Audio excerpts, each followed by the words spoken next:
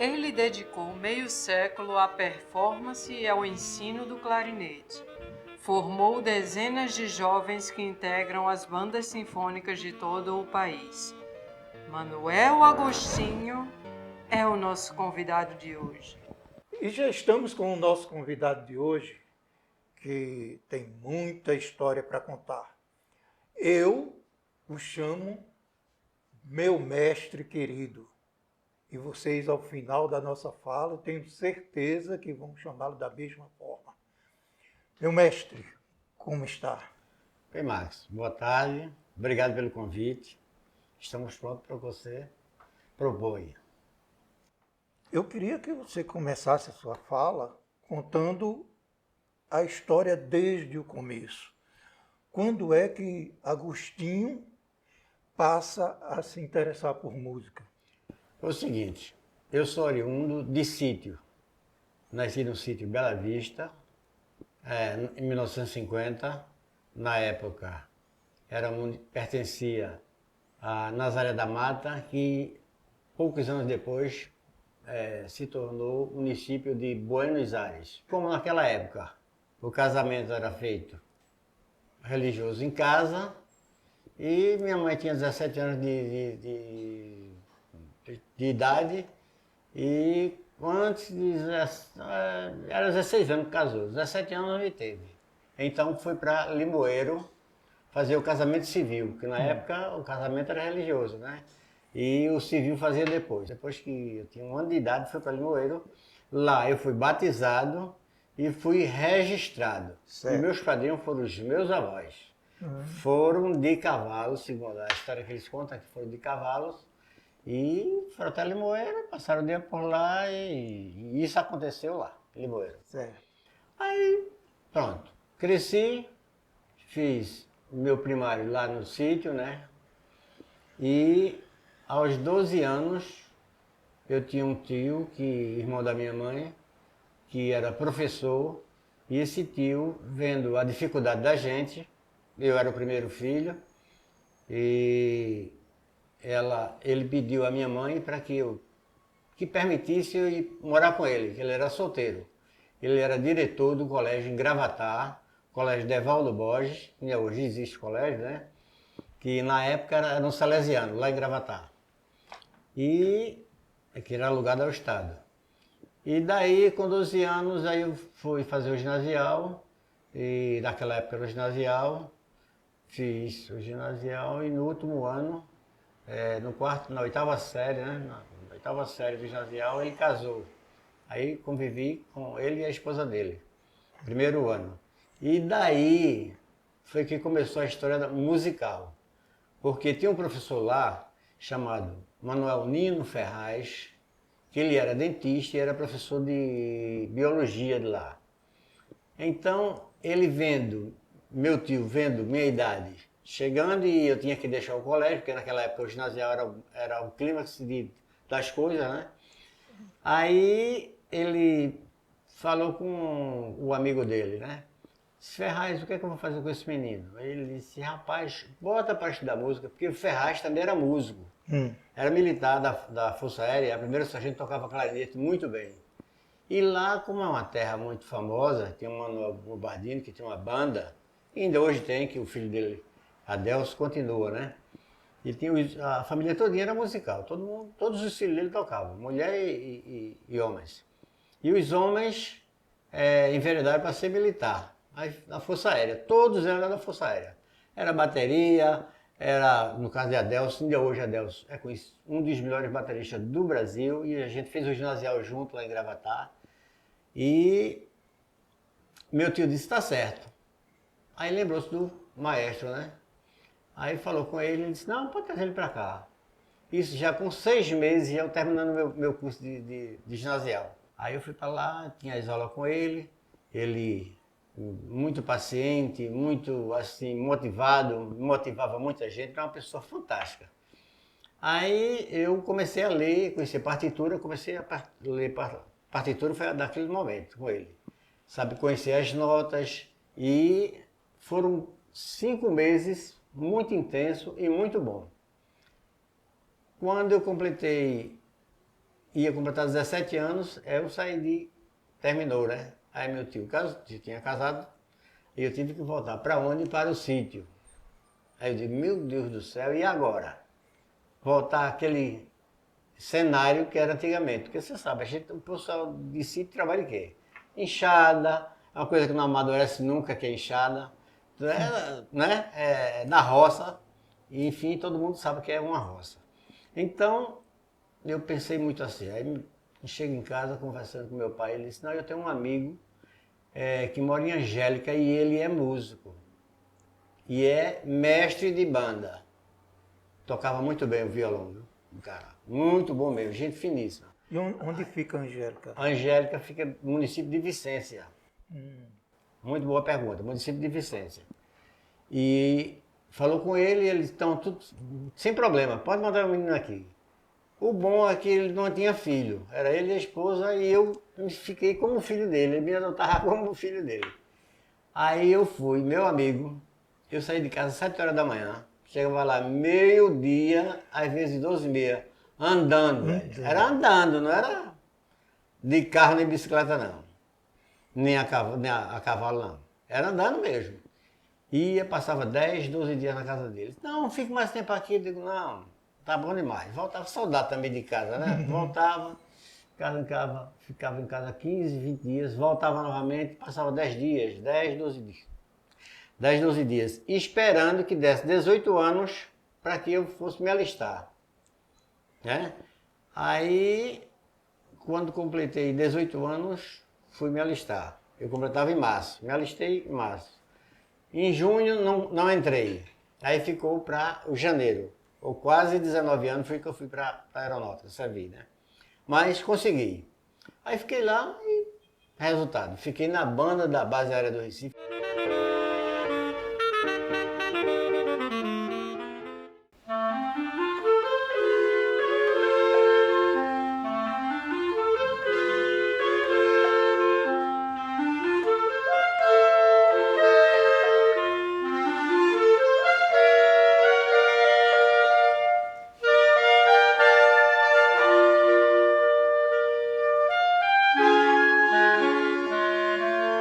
Em 69 até 73, foram 4 anos que eu fiquei lá, foram maravilhosos. Foi aí que eu descobri o nosso país, porque naquela época a banda fazia muitos concertos e nós viajávamos até o sul do país, porque o maestro Duda, ele ainda está vivo, ele fez uma música para incorporação de bandeira. O maestro Agrício pediu para ele fazer, ele fez uma música chamada Refrão, que era a junção de várias músicas para incorporação da bandeira nacional. Aí foi muito bom, porque aí a gente foi mostrando ao Brasil inteiro. E a época que eu estava lá. Aí foi bom que eu conheci São Paulo, Rio Grande do Sul, Santa Catarina, que a gente saía mostrando, né, nas formaturas. E foi essa minha vida o tempo todo, depois voltei, e com o sonho de ser sargento da Força Aérea. Naquela época, 69, 70, né? Aí, meu amigo, terminou o tempo, mas eu não deixei de estudar não, viu? Vou fazer meu 2º grau. Porque no interior o pessoal dizia assim, olha, o homem sem estudo não é homem. Dizia logo, o homem sem estudo não é homem.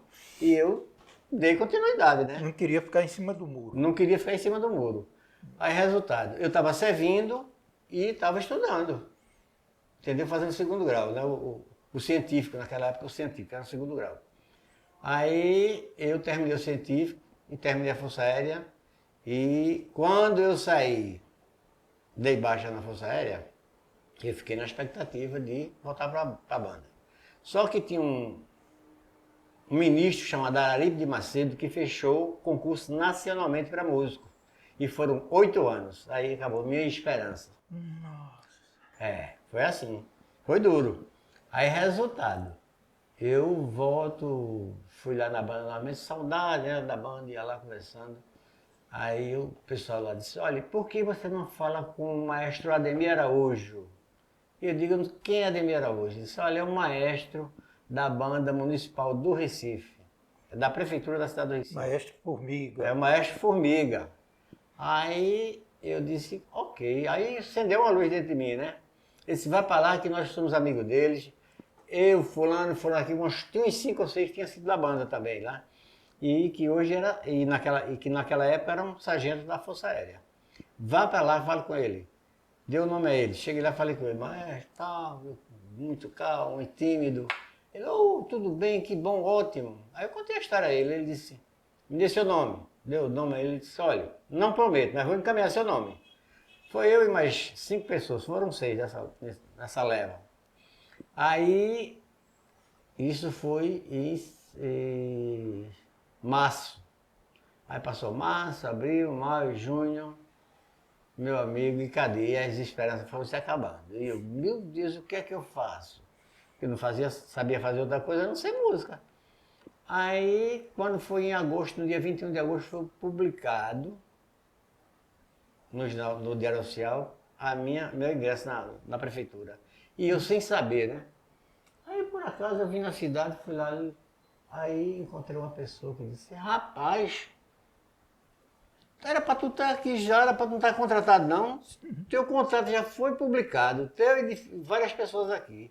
Os meninos já encaminharam. Aí foi uma alegria total e eu fiquei furioso, né? Aí falei com o macho, disse, olha, leve a carteira da Ordem dos Músicos e vá lá para a prefeitura, leve os seus documentos e dê a entrada lá para você assumir e vir para cá. Aí quando eu cheguei lá, eu disse, cadê a carteira da Ordem do Músico? Cadê? Eu sabia o que era a carteira de Ordem do Músico? Isso eu sabia. No sítio não tinha Ninguém isso, falava nisso. Ninguém falava isso. Mesmo na base, nunca me falou isso, né? Aí eu voltei, maestro, olha, tem que tirar a carteira da Ordem do Músico. Ele disse, não tem problema não. Diga a seu Basante, que era o responsável, que ele me conhece, que pode receber você, que você vai tirar a carteira. E não deu outra, viu? Foi exatamente isso. Aí eu fiz, entreguei o restante do documento, fiquei devendo a carteira da Ordem dos Músicos, mas posteriormente tirei, entreguei lá ele e salvou a minha situação. Foi esse começo da minha vida. Uhum. Mas lá no sítio, eu tinha um rádio lá na minha casa e eu ouvia muito música carnavalesca e tinha um som diferente, que era do Jair Pimentel, não sei se você já ouviu falar, ele era sargento da Polícia Militar daqui. Tocava muito clarinete e dava muita risada, eu achava aquilo no máximo. Aí ficava encantado, que instrumento é aquele? Eu não sabia nem que instrumento era aquele ali, mas fiquei encantado com aquilo ali. Só que aqui todo mundo sabia que era Jair Pimentel, porque ele tocava muito em rádio, né?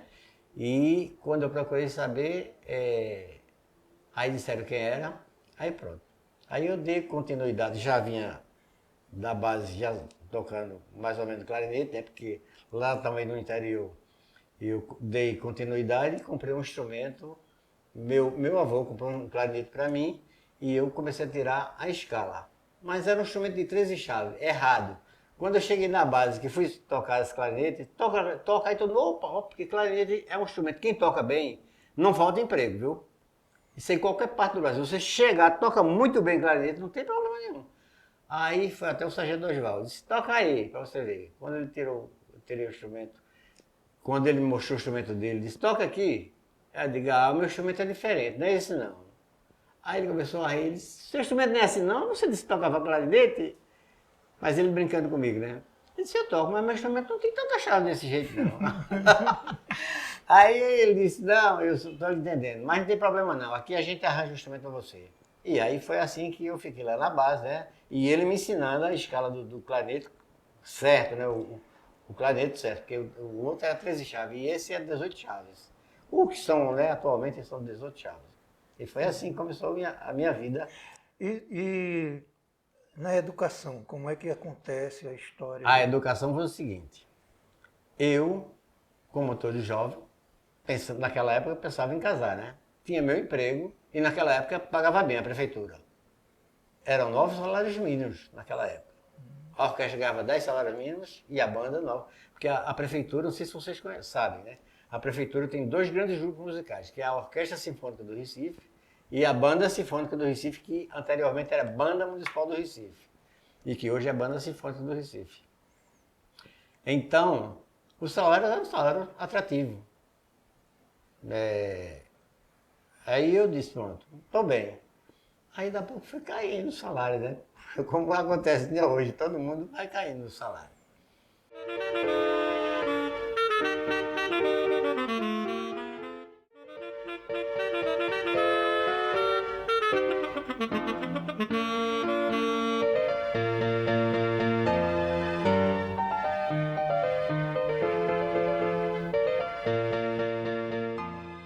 Porque a família vai ajudando o outro.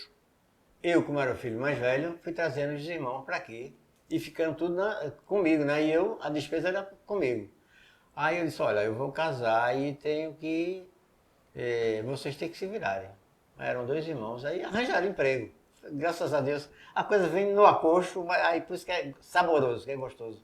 A vida, quando a gente sente um puxão de orelha, quando o pai da gente, não faça isso não, menino, a gente acorda para a vida. Então, foi assim que começou na minha vida lá, com a minha família, meus familiares, né?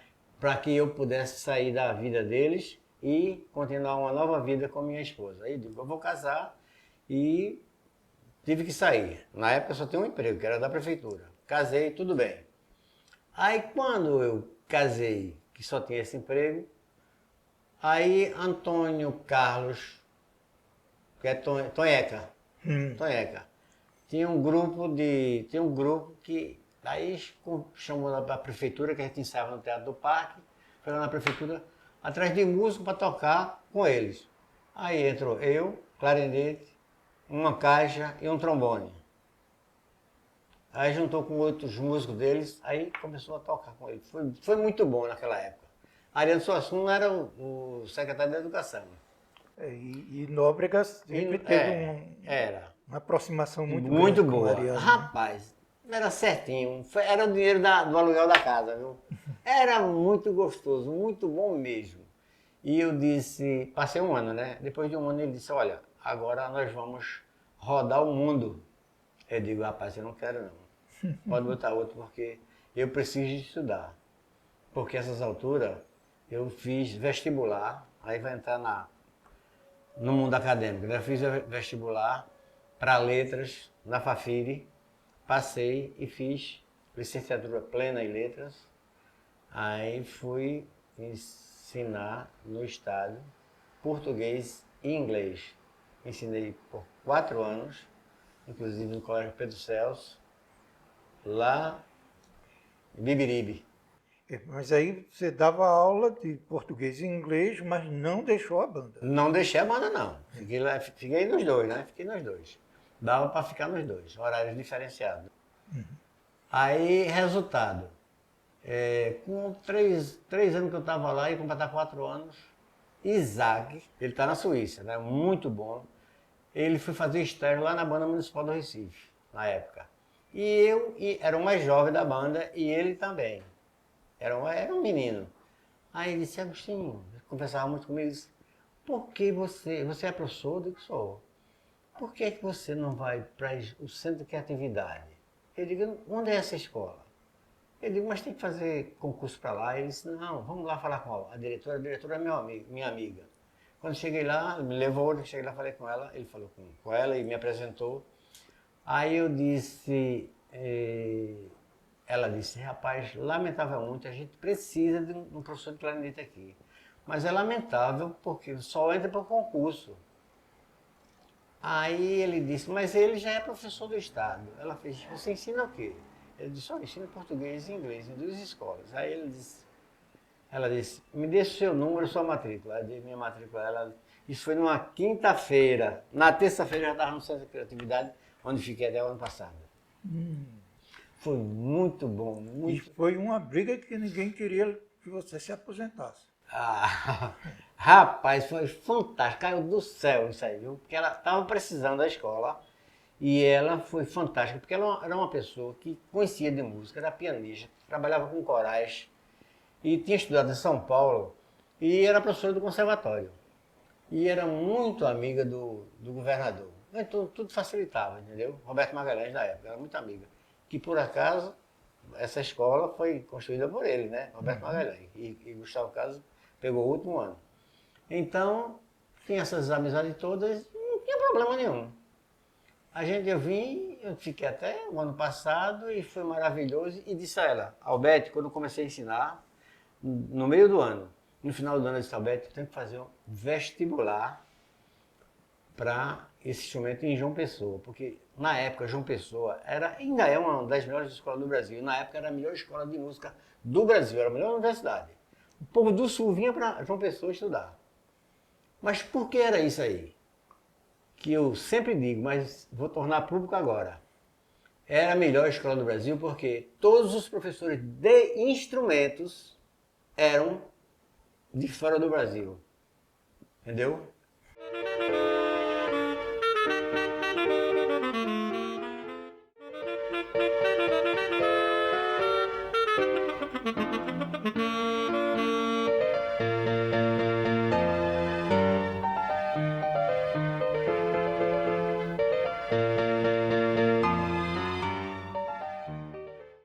Quando eu entrei na escola técnica, o segundo período do ano de 84, eu sentia a necessidade de ter um conhecimento maior do instrumento, porque eu tocava, mas ensinar é outro departamento.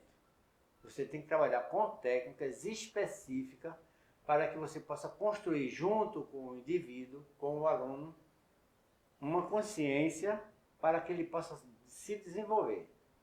Então eu fui fazer o vestibular em João Pessoa, que na época era a melhor escola do Brasil, e eu já conhecia o professor que ia me receber, porque ele veio fazer um concerto aqui em Recife, lá no Teatro do Parque. E eu conheci, tive a oportunidade de conversar com ele, e ele disse, faça o vestibular lá. Eu fiz o vestibular, pronto. Aí endossou, né? Fui embora, passei e fiquei na classe do professor Carlos Riero. A escola dele era argentina, porque ele era argentino. E foi muito bom, muito positivo, porque todos os problemas que eu tinha para construir a linguagem instrumental, ele foi um trabalho muito forte que ele fez comigo. Então esse trabalho me custou muito caro, porque eu tinha uma construção errada do meu instrumento, né, de construir a sonoridade. E eles, não, a maneira é essa, a técnica é essa, e vamos desenvolver isso aqui. Para depois a gente entrar na linguagem que eu quero, que é a linguagem erudita, né? E desenvolver a técnica com você, usando os métodos específicos de clarinete, que é vasto os métodos que temos, uma variedade muito grande. Aí tudo bem, foi feito assim. Eu não podia estar lá todos os dias, então, por conta disso, foi um pouquinho retardado, porque era para ter em 3 anos o curso de bacharelado, tirei em 5 anos, porque tinha os trabalhos da banda, eu tinha que ensaiar, eu tinha que dar aula, né, porque essas alturas já estavam na escola, tinha que dar aula e tinha que ir para João Pessoa, então eu ia 2, 3 vezes só por semana. O último período, eu tive que ir todo dia, ia de carro, meu amigo, era dose, tinha que levar a menina na escola de manhã. Tinha um vizinho que também era os filhos dele estavam na mesma escola. Eu levava dele de manhã, ele trazia o meu à tarde, quando terminava o meu dia. E assim, eu quebrava o galho dele e ele quebrava também o meu galho. E para sobreviver também, eu tinha outro trabalho, que era vender ovos. Eu tinha uma Marajó, bati o motor da Marajó, porque eu botava 5.000 ovos grandes, viu? 2 gêmeas, era escolhido. E muitas vezes eu fui para João Pessoa ter aula e ir com o meu carro cheio de ovos. Saía de um canto e ia para outro. Tinha 25 padarias aqui em Recife que eu entregava ovos. Quer dizer, exatamente isso aí foi minha vida, foi muito, muito suor. Entendeu? Muito suor, mas valeu a pena, faria tudo de novo, porque eu queria, eu não quis não, eu queria aquilo ali. Entendeu? Era o meu objetivo, porque eu fazia coisas com muita motivação, eu me motivava muito, achava lindo aquilo que estava fazendo, porque eu também estava ajudando as pessoas que eu passava nas minhas mãos, eram pessoas que talvez tinham uma condição pior do que a minha. Eu andava 5, 6 horas para chegar na escola onde eu disse anteriormente para estudar. Tinha aluno que morava aqui, vários alunos que moravam aqui pertinho, não tinha condições de vir, porque não tinha dinheiro da passagem. Como é a história do Centro de Criatividade com relação a esses alunos? Porque a característica mais marcante da escola técnica hoje é que ele trabalha muito mais com alunos de escola pública, não é isso? Então, nós tivemos aí alunos de todas as condições sociais, mas a maioria eram alunos pobres, né? E tem alguns exemplos, né, como a gente teve a Spock, né, que tinha uma condição social diferente e teve um desenvolvimento muito grande na música aí na escola técnica. Como era nesse período esse relacionamento com esse aluno com tanta dificuldade? Vou dizer a você. Spock foi meu aluno por 2 anos e 6 meses. Foi uma pessoa, um gênio, gente. Ainda hoje, foi em 85, entre 84 e 85 foi que ele veio estudar comigo lá. Por que ele veio estudar comigo sax? Porque eu não era professor de sax, eu era professor de clarinete. Mas o professor de sax, que era Caetano, que tocava fagote na Sinfônica, que era professor de saxofone aqui na Escola Técnica de Criatividade Musical. Ele precisou de sair para terminar o curso de licenciatura dele. Então foi na época que eu estava chegando, fazia 6 meses que eu tinha chegado. Aí a Alberto disse, a diretora disse, Agostinho, você vai ficar com a classe do professor de saxofone, professor Caetano. Tudo certo. E eu disse, eu estava chegando agora. Tinha que assumir, né? Aí, rapaz, foi muito trabalho. Aí tinha que viajar. Eu digo, mas Alberto, eu estou indo para João Pessoa também, que eu passei. Ela disse, não tem problema nenhum, não. Eu lhe apoio, pode ir. Vá para um lugar melhor, porque você vai trazer para aqui, para nossa cidade, o melhor para ele, para a gente, para a cidade e para os alunos.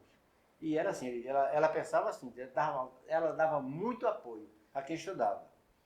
Aí, resultado, eu praticamente não dormia, velho. Mas era jovem naquela época, tinha 35 anos, 36 anos, e enfrentava com a maior alegria, a maior satisfação. E terminei o curso, para tirar em 3 anos, tirei em 5, e foi altamente positivo, porque eu trouxe a ideia para cá, a ideia de quê? Ler, todo mundo lê. Pegava esses alunos, todo mundo lia, né? No caso do Spock também, o Spock era muito bom, mas quando ele veio estudar comigo, eu disse, rapaz, eu percebi, que a gente percebe, né? Eu disse, Spock, você é uma pessoa diferenciada, um aluno diferenciado. Tinha uns 30 alunos de saxofone, 4 ou 5 eram bons. E o melhor era Spock, viu?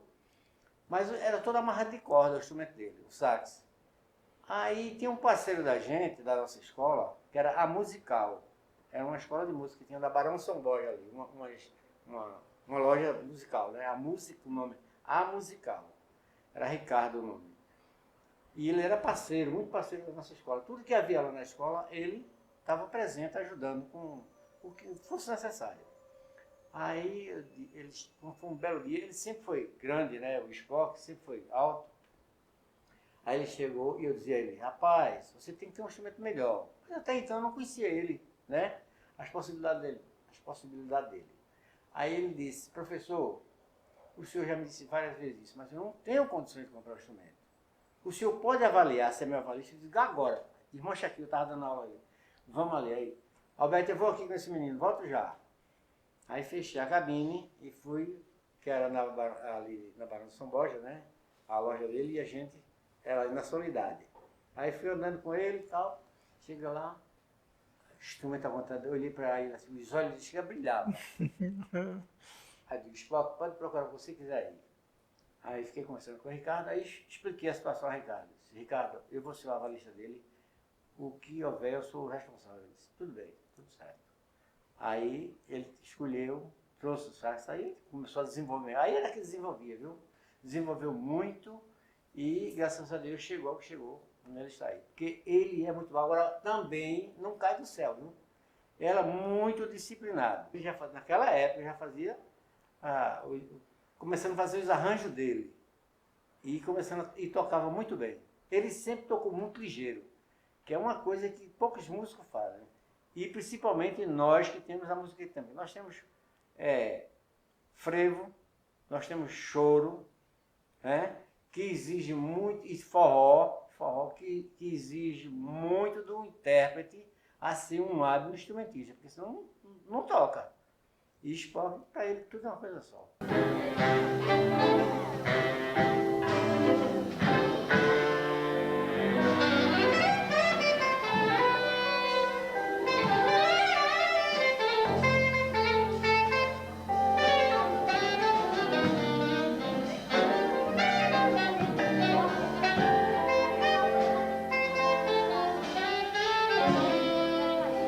E quantos alunos você tinha em média na época? Olha, eu tinha mais ou menos uns 50 alunos. Agora você vê, eu dava, ao invés de dar uma aula com um aluno, eu dava 4, 5 alunos. Era um masterclass que eu fazia com eles. Porque eu não tinha condição de fazer um, não. Porque eu tinha 30 alunos de saxofone, umas 30 ou 40 de clarinete, porque clarinete sempre teve mais, né? Mas, e a nossa clientela é mais evangélica. Você sabe que o evangélico promove muito a música, valoriza muito a música, independente de qualquer outra religião. Eles são realmente assim. E eles estão certíssimos. Louvar não é só cantar, né? Tocar também está louvando para Deus. Então, a nossa clientela sempre foi, e ainda hoje é assim. Aqui, pode fazer uma enquete aqui, fazer uma pesquisa que você vê que, acho que 80% a 90% são evangélicos. E isso é muito bom para uma escola. E outra coisa, não é porque são evangélicos, é porque eles gostam de fazer, eles amam o que fazem. Eles escutam música e estudam desde criança. Né? E quando eles gostam que aí a gente motiva a gente, aí é que a gente faz, independente de horário, de dias, entendeu? De horário, porque a gente vem e faz mesmo com eles. Essa é a razão, né, aliada à técnica que eu aprendi, né, de ter muito sucesso, de ter feito mais de 100 alunos e que hoje espalhado pelo Brasil inteiro. Nas bandas de Nas música. bandas militares, bandas civis, orquestras, entendeu? Orquestras. Aqui, a orquestra daqui tem 4 clarinetes. Todos os 4 foram meus alunos, se formaram aqui comigo. Hoje tem até doutor, tem gente com mestrado, doutorado, mas passaram nessa escolinha aqui e que condicionou ele a fazer, a entrar, que foi através de provas para eles entrarem. Isso na Sinfônica. Na Sinfônica e na banda. Na banda também. Eu tinha 18 alunos na banda e na orquestra, como as cordas, tem mais cordas do que uma banda, né? A banda predomina mais instrumento de sopro e percussão. A orquestra mais instrumento de corda, mas tem também de sopro. Então, os clarinetes, todos os 4, ainda hoje estão lá, todos os 4 se formaram comigo aqui na nossa escola. E isso é um dado altamente positivo, que hoje são professores também, em IF, em universidades, e espalhado pelo Brasil inteiro.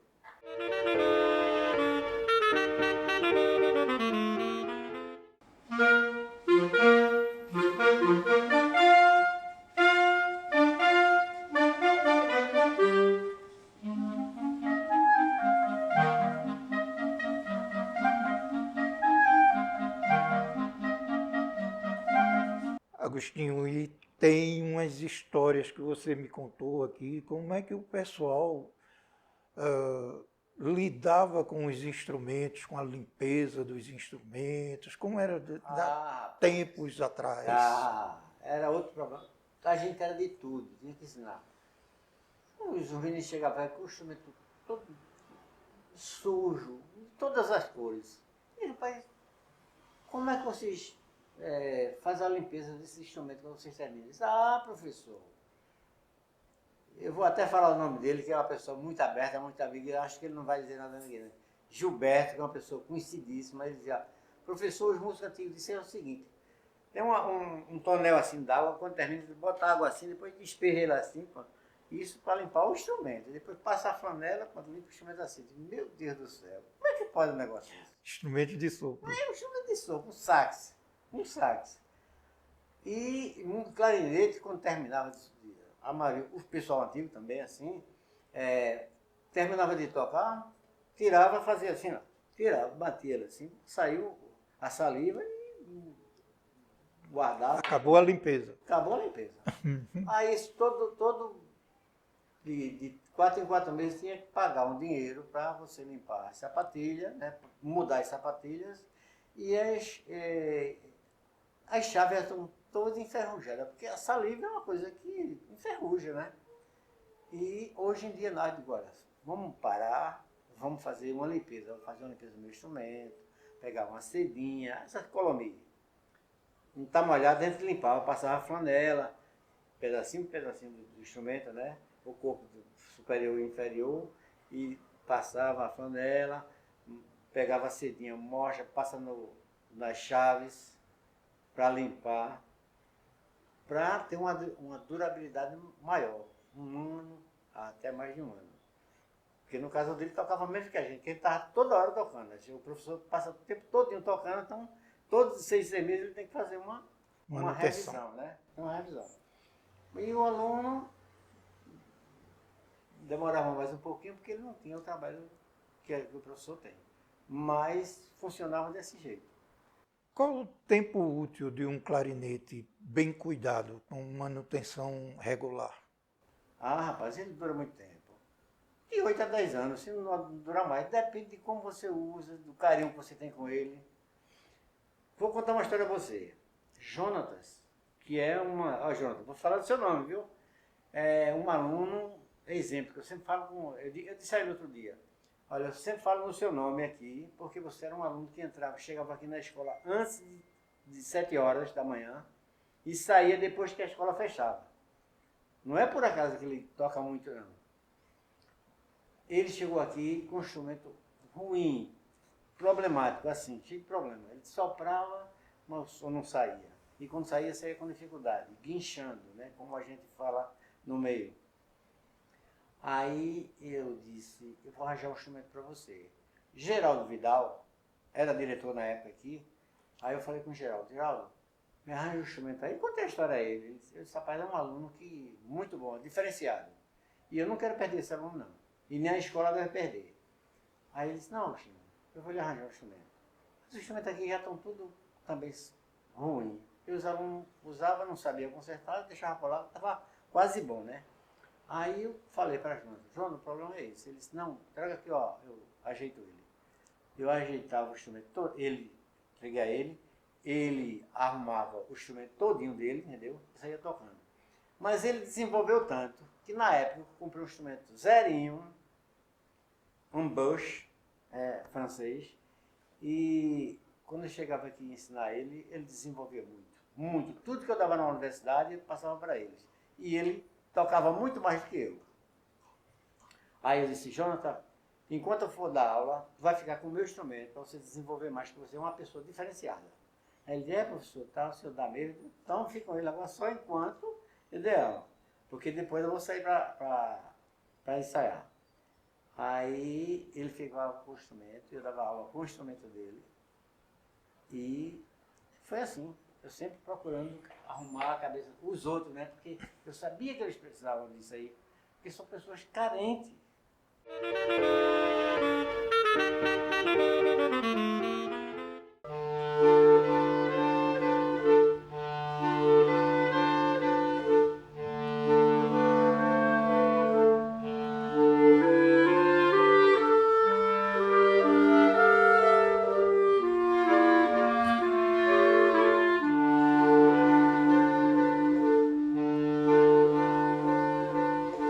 Nós aqui na escola técnica temos muitos alunos que vêm do interior, né? E algum tempo atrás eram muito mais alunos, né?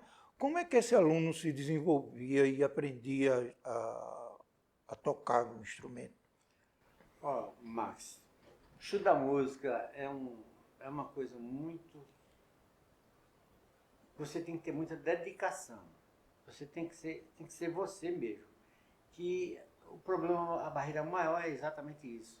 É o apoio que talvez ele não encontre em casa. Porque você tem necessidade de estudar. Não é simplesmente uma aula que você vai aprender, não. Você vai aprender. No meu caso, meus alunos, eu dava aula a eles e dizia, ó, vai estudar, e eu ficava de vez em quando lá. Sem ele ouvir, sem ele me ver, eu ficava ouvindo só eles. Eu passava na cabine e eles estavam tocando, e eu, às vezes 2, 3 tocando, e um confabulando com o outro, sabe? Não, mas Agostinho disse assim, Agostinho disse assim, vamos respirar dessa maneira, a embocadura dessa maneira, quer dizer, eu digo, não, o papai tá bom. Aí deixava rolar, eles quebravam a cabeça, e depois a gente trava dúvida comigo. Eu digo, olha, o professor não tira dúvida, entendeu? Vocês é que tem que trabalhar em cima da ideia que eu passo para vocês. Que foi assim que me passaram, para que eu pudesse me desenvolver e passar para vocês. Mas esse aluno do interior tinha muito mais dificuldade. Muito mais dificuldade, e a gente entendia, porque ele também já vinha uma bagagem já meio caminho andado, porque quando vinha, simplesmente não vinha sem saber de nada. Ele já lia uma partitura, já conhecia as escalas, só não sabia construir, que o problema de um professor de instrumento é exatamente isso, é construir qualidade de som com aquele aluno.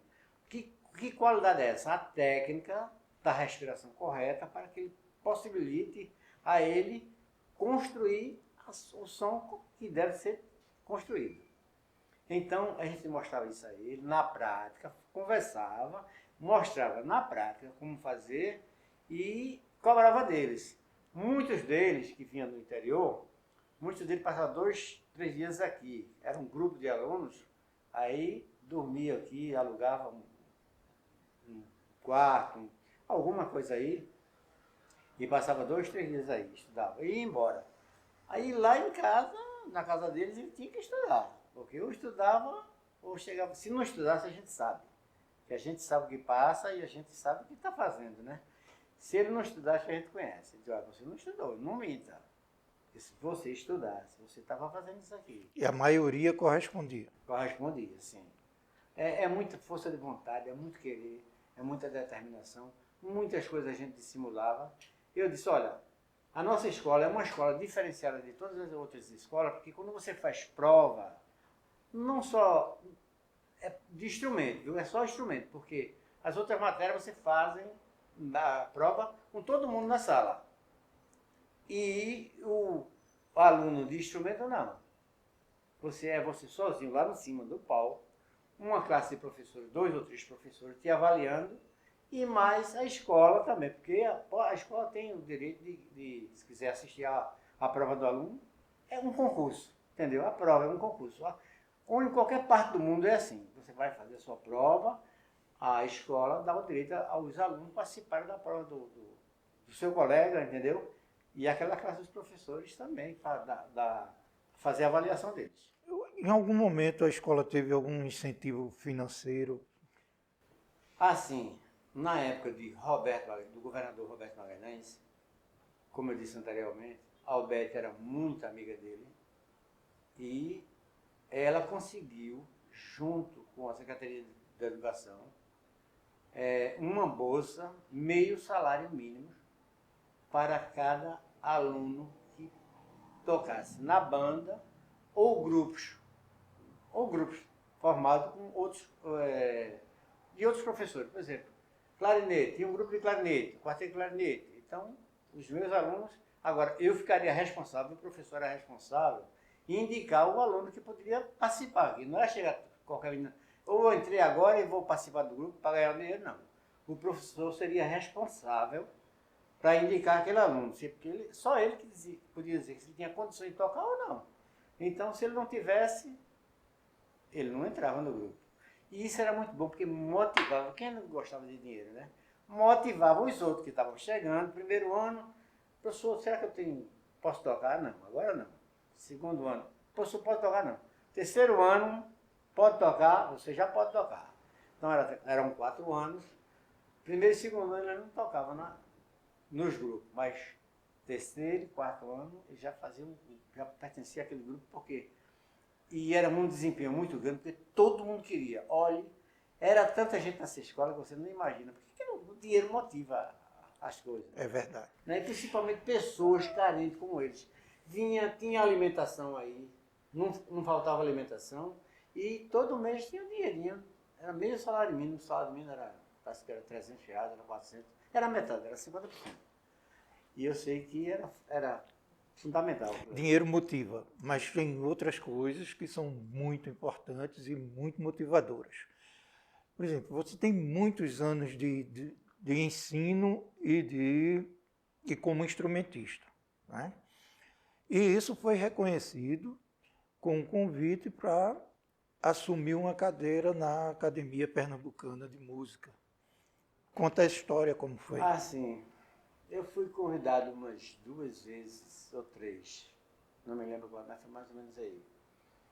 Aí eu, por uma amiga, Lúcia Couto, que era professora daqui, e ela conhecia meu trabalho, sabia do meu início, meu empenho pela escola e o que eu fazia pela escola.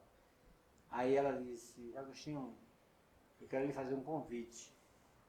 Aí, me convidou, eu fui na casa dela, vem aqui na minha casa que eu preciso falar com você. Fui na casa dela, a gente conversou, passou uma tarde com ela conversando, e disse, olha, Lúcia, eu não vou dizer sim nem não agora, mas me deu um tempo para conversar, para eu pensar. Aí, bem. Aí passou 4 meses, ela, e aí, rapaz, vamos botar outra pessoa no lugar, você não se decide? Eu disse, eita, Lúcia, esqueci, mas realmente era muito trabalho, entendeu? Aí eu fiquei reticente. Aí quando foi depois, ela disse, olha, ou você vem ou eu não lhe chamo mais. Aí eu disse, tá, eu vou aceitar. Vou aceitar. Falei com minha mulher em casa, mulher, vá, rapaz, não é seu caminho, não é seu mundo, vá. Aí minha mulher foi legal, sabe? Disse, vá, pode ir. Aí eu disse, tá certo. Aceitei, Lúcia, tudo legal. O que é que eu devo fazer? Você vai assumir a cadeira de Agrício Braz dos Santos. Quem era Agrício Braz dos Santos? Foi maestro da banda da aeronáutica na minha época, que ele era professor do Estado e também chegou a dirigir aqui a banda daqui, né? Os últimos, Paulo Lira e ele. Aí eu fui substituir ele na academia, que eu também não sabia que ele era acadêmico. Por coincidência eu fui substituir ele. E foi assim que começou, né? Aí aceitei o convite. E quando foi no dia 13 de novembro de 2014, eu fui diplomado aqui na nossa escola, escolhi a escola. No auditório da escola foi a cerimônia de posse. É uma massagem que dá no nosso ego, no nosso coração, no nosso sentimento, na nossa vida. É muito bom e muito grato por Lúcia e Leni Amorim, que é a presidente, é uma pessoa sempre ativa.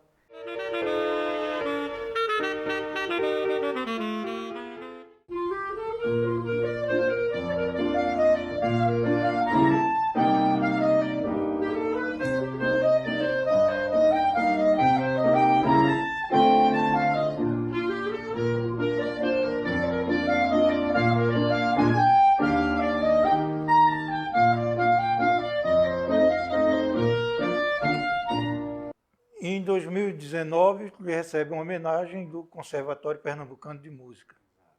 Como foi a história? É o seguinte, como eu disse anteriormente, esses alunos passaram pelas minhas mãos, criei uma escola de clarinete, fiz uma escola de clarinete aqui em Recife, fui buscar a ideia lá em João Pessoa, né, me especializar lá em João Pessoa, trazer para aqui, me custou muito caro, muita renúncia, mas valeu a pena, faria tudo de novo.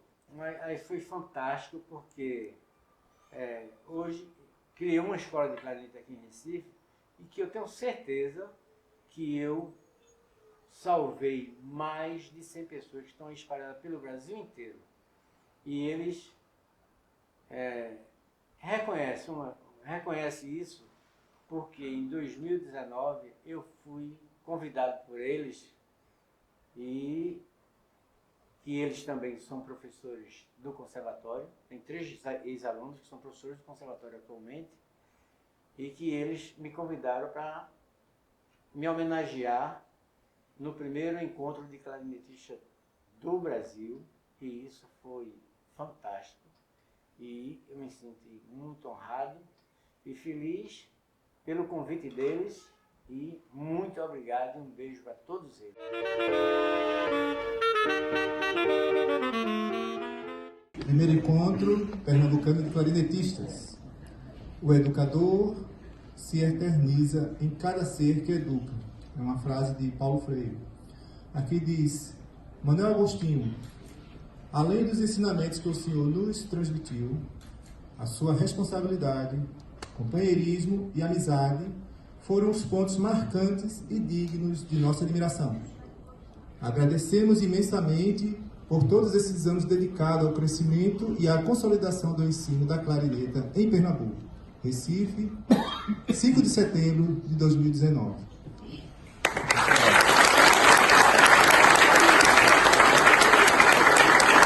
A Banda Sinfônica do Recife, quanto tempo de atuação? Banda Sinfônica eu passei 44 anos e meio, quase 45 anos. E mais 4 da aeronáutica, quase 50 anos, né? É tanto que no dia que eu me aposentei lá da banda, quando a aposentadoria, a prefeitura convida todos daquele dia que vão se aposentar para fazer uma festa mesmo, né?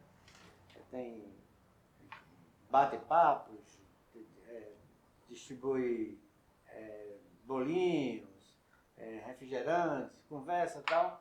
E saiu todo mundo e eu não. Eu disse, pô, estou noutra leva, nessa daqui não estou não. Eu fui o último. Manuel Sátero, parece que era o secretário. Manuel, não sei, eu me lembro do Manuel porque é meu nome, Manuel, mas não era Sátero, não me lembro bem. Ele disse, olha, eu estou abismado. Ele disse, como é que uma pessoa passa meio século como funcionário? E eu disse, e eu ontem fiz meu último... Aí eu me levantei, e ele disse, seu Manuel, tal. Eu disse, olha, obrigado. E eu ontem acabei de fazer o meu último trabalho, o meu último concerto com a Banda Sinfônica do Recife. Foi muito bom, terminei com chave de ouro, porque foi fantástico. E quem toca naquela banda sente-se muito bem, porque está entre as 3 melhores bandas do país, e está, entendeu? E ela é entre as 3 melhores bandas do país. É um trabalho muito digno que é feito ali. Tem um corpo de profissionais excelente, onde a nossa escola, o Centro de Criatividade, tem a honra de ter mais ou menos 50 alunos, ex-alunos, que hoje já são profissionais de lá.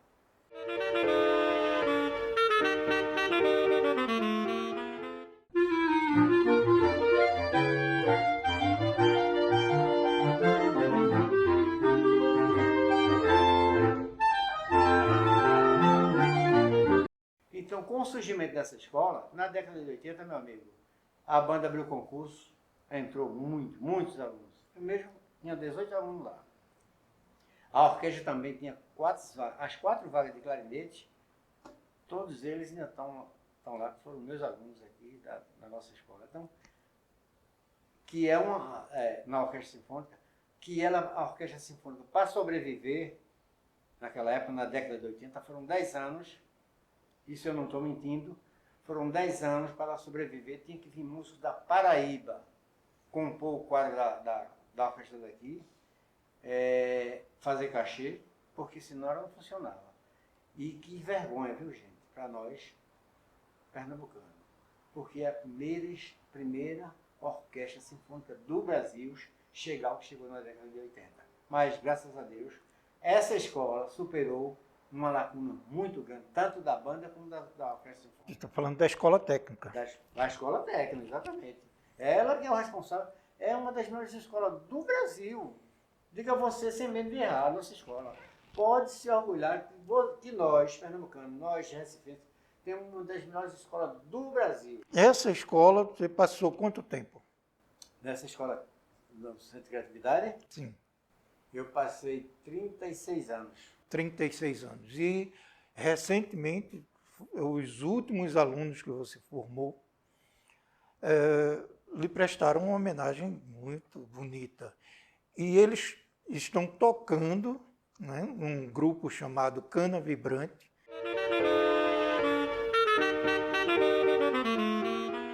Esse grupo grupo Cana Vibrante já existia há muito tempo. Todo professor, ele tem a obrigação de formar um grupo. E eu, desde o início, quando eu cheguei aqui na escola, que fazia meu grupo. Mas nunca tinha botado um nome, nunca tinha batizado. Aí quando foi um dia, eu tenho que... Todo mundo que tem um grupo tem um nome. Por que eu não boto meu nome no meu grupo? Aí, cana que vibra, palheta que vibra, cana vibrante. Então vai ser esse. É esse, cana vibrante. Por que cana? Porque a palheta é feita de cana. Então, quando você sopra, ela vibra. Então, o nome cana vibrante. Então, os integrantes do Cana Vibrante hoje são seus ex-alunos. Ex-alunos, sim. Ah. Todo ano era renovado, né? Então, culminou com o último grupo que eu fiz. Pessoas fantásticas, que são meus amigos, que foram meus alunos no passado, na década de 90, mas por necessidade de trabalhar, fizeram o concurso em Brasília e passaram e vieram agora, 13, 14, mais ou menos por aí assim, em 2013, 2014, vieram a fazer, terminar o curso. Que eles fizeram já com o terceiro ano, já deu, já tem um respaldo para fazer concurso e entrar.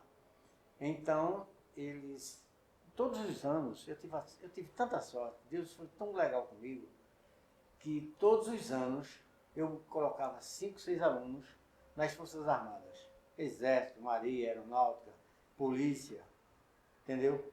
Tem um aluno que está em Brasília, que é Fabiano Medeiros. Ele é regente, toca muito bem clarinete, é arranjador, compositor, é fantástico. Adora nossa terra, né? Lá ele valoriza muito a nossa terra e toca muito a nossa cultura lá, nossos ritmos. Fantástico. Fabiano, para você um abração e um beijo.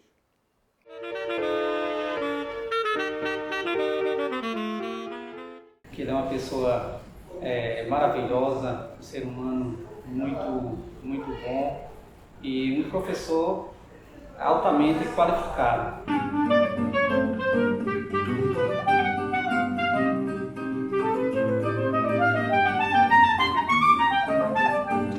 Além de professor, um grande incentivador.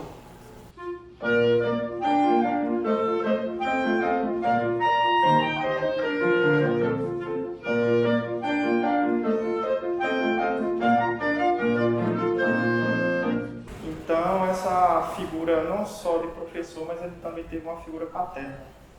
Sempre tinha um contato com o Agostinho, sempre falava com ele, trocávamos partituras, músicas.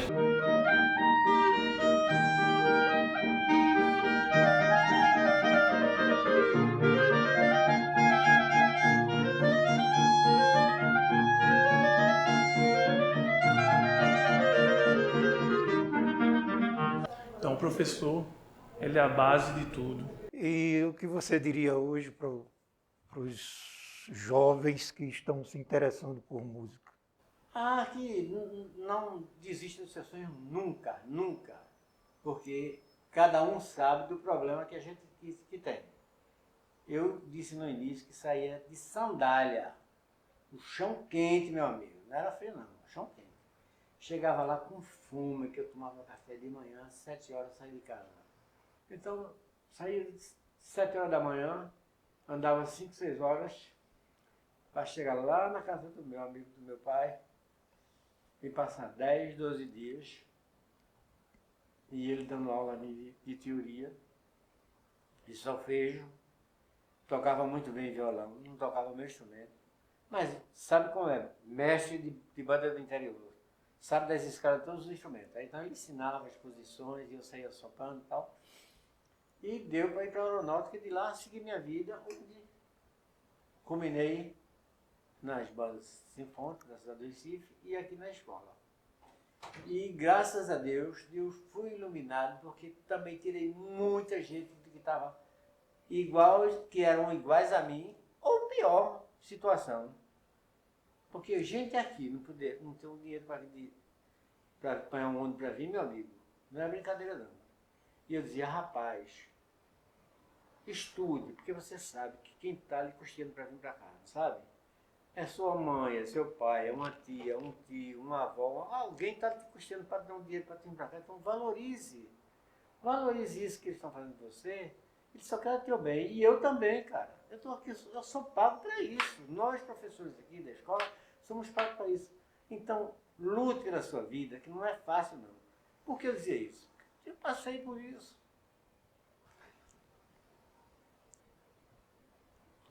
O drama dessa garotada, eu vivenciei. Israel sabe disso.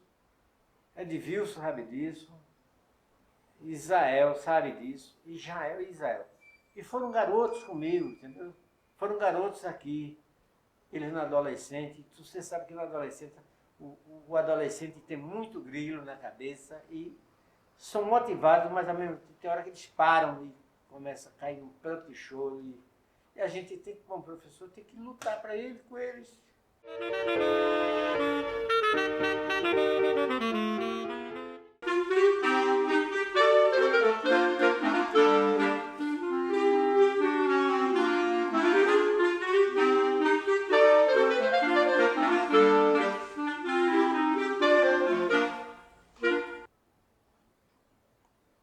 Eu estou falando esses alunos, mas todos que passaram da minha mão eram assim. Mulheres também. Mulheres também.